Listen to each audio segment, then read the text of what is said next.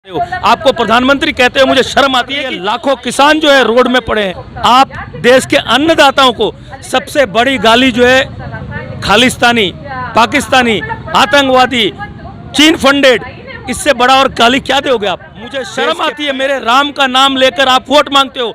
जब देश का किसान जमीन में उतर जाता है तो समझ लेना कि कुछ अलग ही तस्वीर लिखी जाने वाली है भविष्य। प्रधानमंत्री जी जो मन की बात करने में माहिर है, जो धर्म की राजनीति करने में माहिर है, जो जात की राजनीति करने में माहिर है, जो किसान विरोधी पॉलिसी लाने में माहिर है, जो पाकिस्तान और इमरान खान के अलावा कुछ बात करना जिनको आता नहीं है, उन व्यक्तियों के द्वारा एक बड़ा योगदान तोहफा देश के नागरिक को दिया गया है। आप पिछले एक महीना से देखिए, देश में जब 3 डिग्री ठंड पड़ रही है, लाखों किसान जो है रोड में पड़े हैं, उनसे बात करने के लिए कोई नहीं है।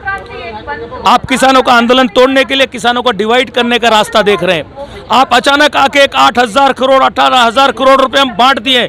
आप हिसाब डालो तो 2,000 रुपया आता है एक किसान के हिस्से में। 2,000 से किसान का कोई जिंदगी बदलने वाला नहीं है। आधा घंटा वो ट्रैक्टर चलाएगा, इतना महंगा डीजल में उसका 2,000 उड़ जाएगा।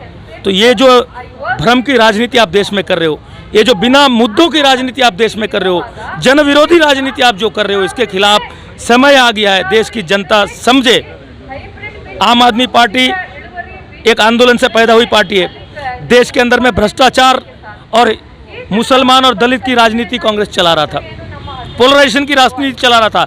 आज बीजेपी वही हिंदू पोलराइजेशन की राजनीति चला रही है। इसको देश की जनता समझे। इस आंदोलन से पैदा हुई पार्टी ने कांग्रेस का खात्मा किया है। उसी तरह देश की जनता से मैं अपील करता हूं, कर्नाटक की जनता से अपील करता हूं कि आप ये सोचना बंद कर दीजिए कि आम आदमी पार्टी जीतेगी हारेगी, क्या होगा। इस आंदोलन के नीचे एक साथ आ जाइए। दिल्ली के अंदर में जनता एक आई और इनको हमने उखाड़ के फेंक दिया, जीरो पे ला दिया है। उसी तरह कर्नाटक के अंदर में भी जनता को एक होना पड़ेगा, तब जाके हम ये मन की बात वाली राजनीति, धर्म की वाली राजनीति, पाकिस्तान वाली राजनीति, इमरान वाली राजनीति, केसरी बन्ना वाली राजनीति, मंदिर वाली राजनीति।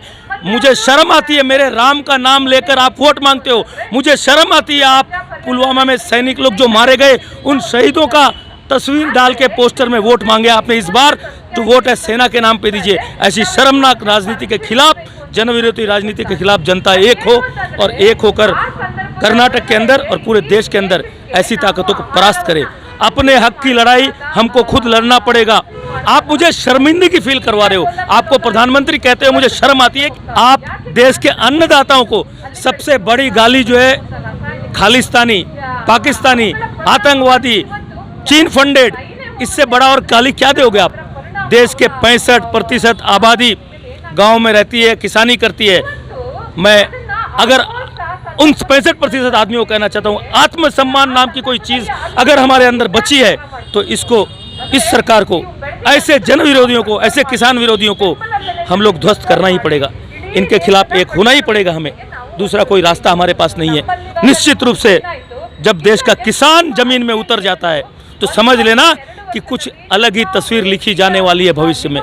तो किसान देश की तकदीर लिखेगा। देश का बेरोजगार जो युवा है, जिसको आप सालाना 2 करोड़ नौकरी हर साल दोगे बोले थे, वो युवा हमारा देश का मुस्तकबिल लिखने के लिए तैयार बैठा है। वो महिलाएं जिसके विरोध में आपकी सरकार काम करती है, वो महिलाएं आपका देश का मुस्तकबिल लिखने जा रही है।